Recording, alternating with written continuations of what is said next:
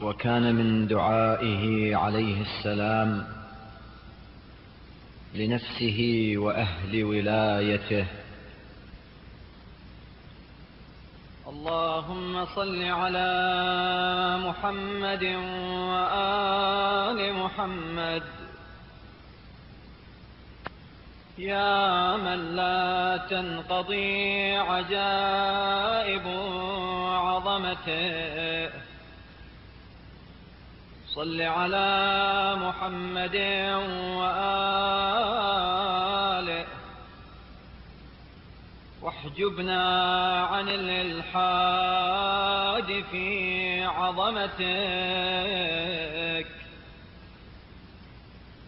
ويا من لا تنتهي مدة ملكه، صل على محمد وآله واعتق رقابنا من نغمتك. ويا من لا تفنى خزائن رحمته، صل على محمد وآله واجعل لنا نصيبا في رحمتك. ويا من تنقطع دون رؤية الأبصار،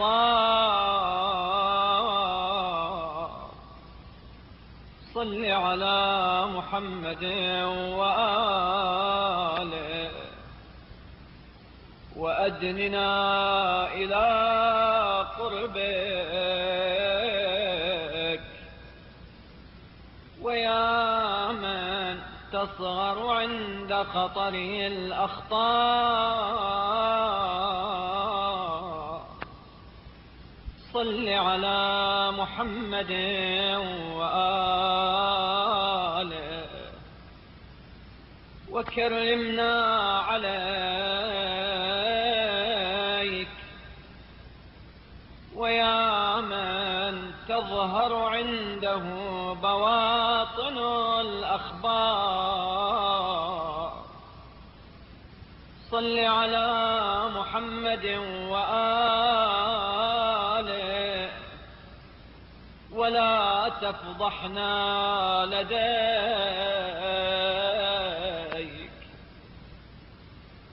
اللهم اغننا عن هبة الوهابين بهبتك،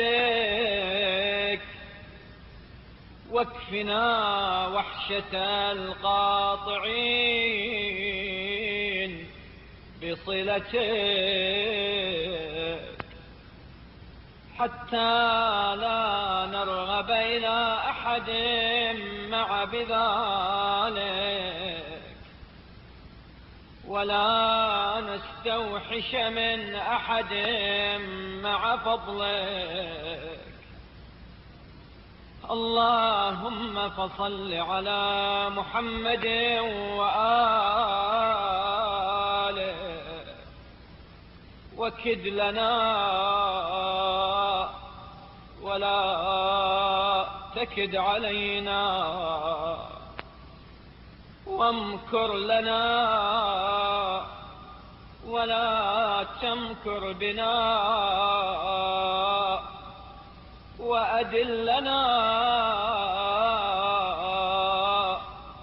ولا تدل منا. اللهم صل على محمد وآله وقنا منك واحفظنا بك، واهدنا إليك ولا تباعدنا عنك. إن من تقه يسلم ومن تهده يعلم، ومن تقرب إليك يغنم.